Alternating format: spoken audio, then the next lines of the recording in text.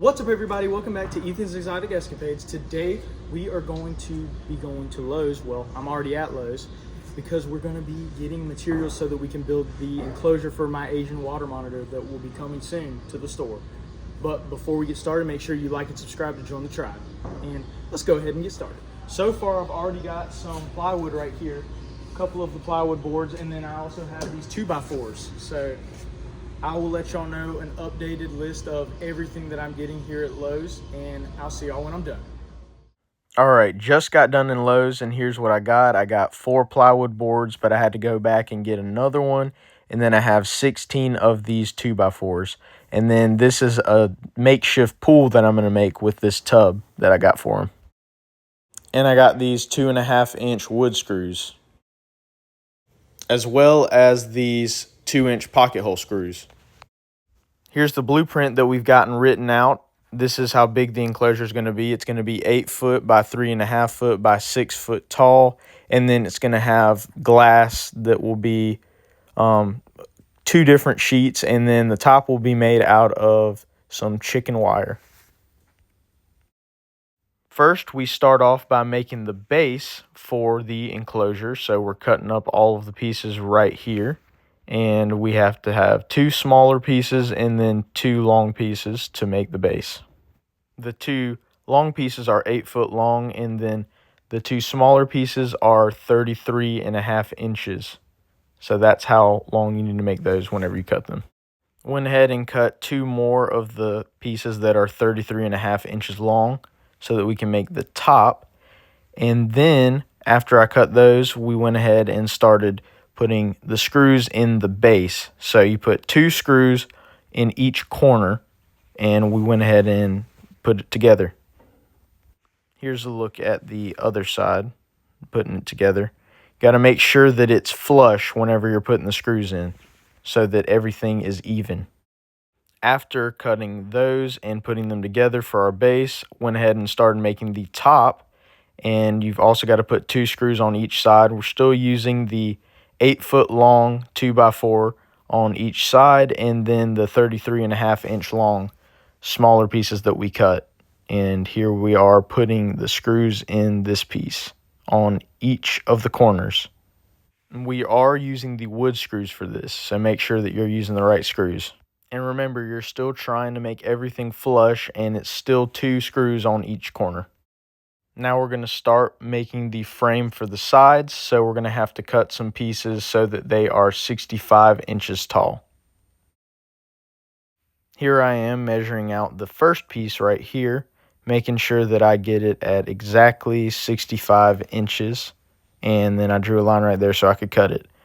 And I'm going to go ahead and cut it right here, and now that piece is ready. So now we're going to go ahead and put in some holes so that we can easily just put in the screws whenever we're ready to put those in. We did 2 angled pocket holes so that we can put the screws in easily on one side, and make sure that you do it on both of the sides of the piece of wood. This is what it should look like when you're done making those pre-drilled holes on both sides at an angle. And once you finished with that first piece, you're going to have to cut 8 pieces in all, and then do the holes in all 8 of those as well, so that it can be a lot easier for you to put it together. After getting all 8 of those pieces, you're going to start putting both of them together.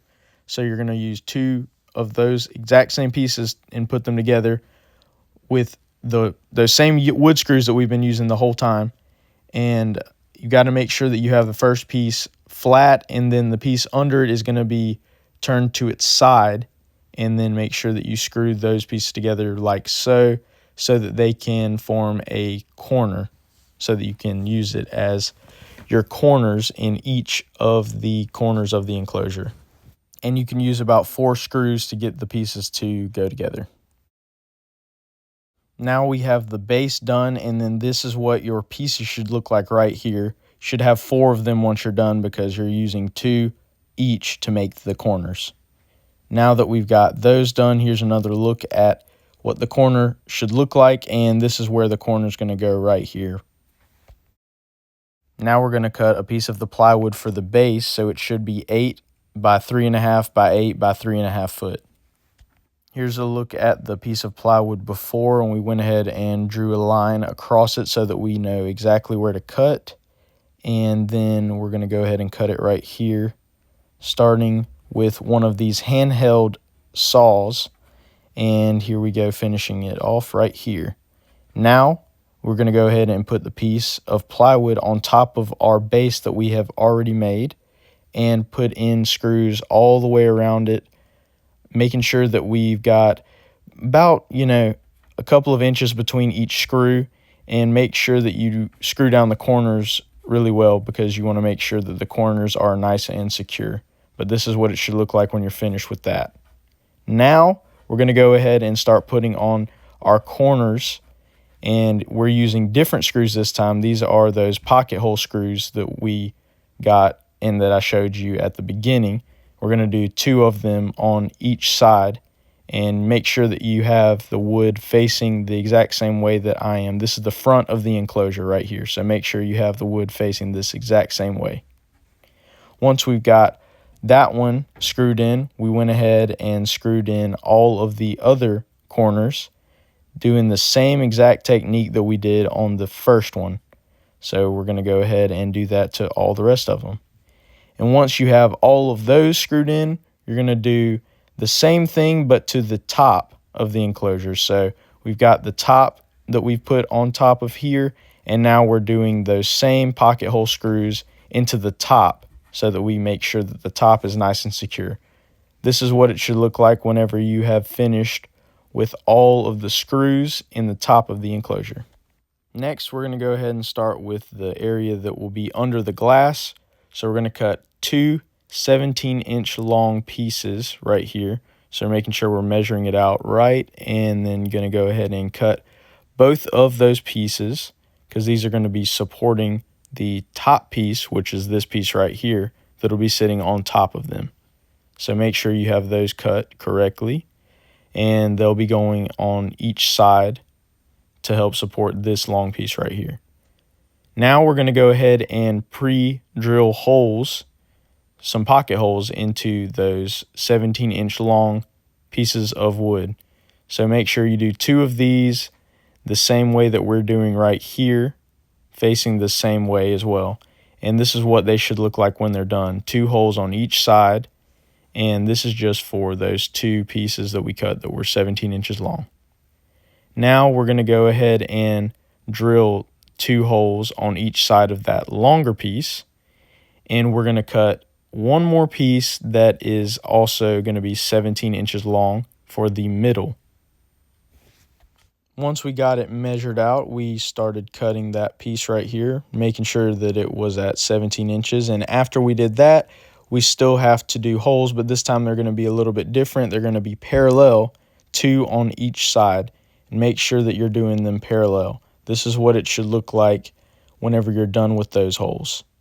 After we finished those pieces, we just went ahead and put 1 sheet of our plywood on the back of the enclosure because we decided to switch it up a little bit and just start on doing the back. So we did that, and we made sure to put screws on both sides. So we did about 3 screws on both sides to make sure that it was nice and secure.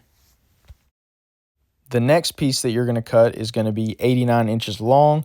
So make sure you measure that out. We went ahead and did that and cut it. This is going on the back of the enclosure, which you're going to have to split the difference between the plywood board. Make sure that you can still see half of this 2x4 and go ahead and screw it in. You're going to have to do those pre-drilled holes again and screw in the pocket hole screws, 2 on each side into the other piece of 2x4. And then you're going to have to screw down the plywood board to that new 2x4 that we just added. Then after we did that, we went ahead and started cutting a piece of plywood for the side. So we measured that out and went ahead and cut that. And we did it to the other side as well. And make sure after you've cut both of the sides that you go ahead and screw it down on both sides, making sure that it is secure. Then we made sure to cut some longer pieces so that we could cover the 2x4s whenever we are finished. And now we're going to go ahead and do the two smaller pieces that we cut earlier that were 17 inches and screw those in with the pocket hole screws, as well as that smaller middle piece. And then we're also attaching that to the longer 2x4 that we had earlier. Once we finished with that, we went ahead and cut another piece of plywood and fit it to the back of the enclosure so that we could go ahead and close that up. Then the last thing for today that we did was add the two longer pieces and then a smaller piece that we had to cut at the top. So there was the finished product of that day.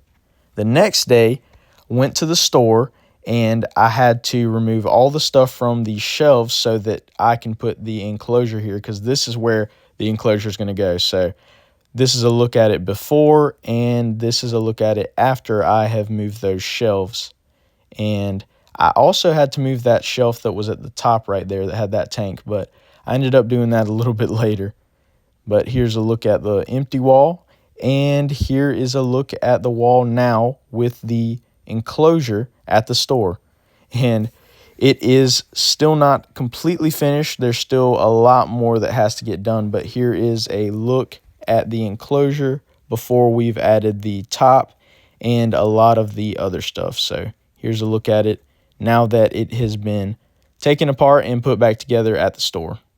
The next thing that got done was the paint. So I had some help from my aunt and my uncle, which he's actually been helping me this whole time build the enclosure, but she helped paint and did these stickers on the front for his name, which I thought was really cool. She did those red stickers that said Vader. But here's a look at it now after it's been painted. Not going to paint the inside because the inside doesn't need to be painted, because it is also going to be layered on the inside with shower board, which I forgot to mention earlier. I was going to use something different earlier, but it ended up not being something that was going to work. He was going to be able to scratch it up if we use that. So we went with the shower board instead, and we're using this heavy-duty Loctite to make sure that we've got it glued down good. So we started doing the bottom first, and then after we've got the bottom, we had to, of course, cut some of these fitting pieces so that we could make sure that we can make the enclosure completely waterproof, because he is going to have a big pool in here and it needs to be waterproof. So here's us putting down the little fittings. And then here is a look at all of the stuff that I started off with that I have that I'm going to be adding into his enclosure once it is ready. So I've got some hydrometers, some decorations, a fogger, I've got moss, some wood pieces, and then I've got a whole bunch of different kinds of substrate. It's always a good idea to add a bunch of different substrates so that you can keep the humidity in. I've got a bunch of different eco-earth substrate and repti soil, as well as forest floor, repti bark, and I've also got some coconut fiber substrate. And I even got a skull right here that I was going to use as decoration in there. I've got a bunch of different heating lamps, and then I've got some rocks right here to help with keeping his pool inside. Here's his pool right there. And then that was a tarp that I showed. And then here is a look at what the enclosure looks like with all of the shower board and all of the fittings in here for the shower board. And now we just got to make sure that we've got everything glued in just right and making sure that everything is perfect so that it is 100% waterproof. After we made sure that it was 100% waterproof, we went ahead and started adding our chicken wire to the top. So you've just got to make sure you've cut the chicken wire and make it fit. We use some industrial staples to staple it down at the very top. So here's a look at what it looks like once we've got it all stapled down at the top of the enclosure. And you've got to make sure you staple it really good because you don't want your monitor to get out. Once we finished with that, I had to start with the substrate. So I went ahead and put the tarp down inside of the enclosure so that I can clean the substrate out a lot easier than if I didn't have a tarp. So got that tarp in there, and now I've got to go ahead and do the sand in the enclosure. So first I have to start by washing all of the sand. So here is a little clip of me washing the sand, and I did my best. I really just rinsed it about 5 times, and then I went ahead and added the sand into the enclosure. It wasn't 100% clean, but as long as you rinse it a little bit, that's good enough. So I went ahead and rinsed that, and I started adding all of the different substrate into his enclosure, which took me a long time to add it because I also had to mix it, and I did not have anything to mix it with except for my hands. So I got nice and dirty, and I also made sure to add the moss into the enclosure as well. After that, I put his pool in here and went ahead and filled his pool all the way up with nice warm water. You can see what I used the rocks for right there to keep the pool nice and secure. And then I've got this leaf litter that I scattered all around his enclosure to make it look a little bit more natural. But that's all I did for now. Okay, so I am officially done for today, and he's coming tomorrow. So I've still got a lot of stuff to do before I pick him up, or might have to be after I pick him up and I'll just have to hurry. But this is the aftermath of today. This is how dirty I am. And I did wash my hands a little bit, so they're not as dirty as they were. I mean, they were completely covered in all of that substrate that I was digging through. So I would definitely recommend you have some kind of shovel or some kind of rake so that you can mix it together a lot easier than what I had to do. I was just getting in there with my hands, but got a lot of stuff done today. The only thing left is the lights and some decorations and stuff like that, and the fogging system and all that kind of stuff. So hopefully I'll get all that stuff done tomorrow, but that's all for tonight, and it is the middle of the night. So spent hours and hours doing this, but it'll be worth it because we're coming for Vader tomorrow. The next day, I added his heating lamps as well as a fog machine on top of the enclosure and a makeshift ramp and makeshift basking spot that I had to change later. I also had to put screen on here because the glass didn't come in time, so I made a makeshift front so that he couldn't get out, but he did end up getting out of the enclosure, and it was just a crazy day. I had to get him and put him back in there. It took a long time to find him. And now you can see him in there. Finally added him into the enclosure and finally got some glass. And I also have 2 locks on each side so that there is no way he can get out now. This is where he originally got out and went under there. I had to break that so that I could get him out from under there. But I have now created a new ramp and new basking area for him, as well as adding that little doghouse for him. That's actually just part of a doghouse because he didn't need the whole thing. It was too big. And I like the look of just half of it, so I went ahead and put that in there. And these 2 pieces of glass slide open once they're unlocked, so really cool. And that was his little bowl down there for him to eat his food. His original ramp and basking spot did not get him close enough to the heating lamps, and I also had to add a couple more. And you have to make sure you have UV as well because they need UV. But I've got his basking spot right now.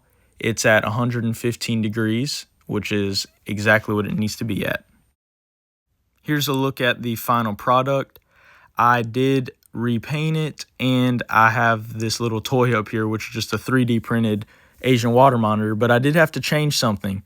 So where his heating lamps were, he kept on grabbing onto the top of the enclosure, and he injured his little toes because he would get them stuck in the chicken wire. So I added 2 layers of mesh that was small enough so that he can't get his nails stuck into it anymore. And then I added this cool little rope ladder as well as this new piece of wood in here, and I pushed his ramp towards the front. All right, that's going to do it for today's video. You can see Vader right here behind me. He likes his enclosure. But if you like this video, make sure you like and subscribe to join the tribe. Thank you for joining me on this exotic escapade, and I'll see you on the next one.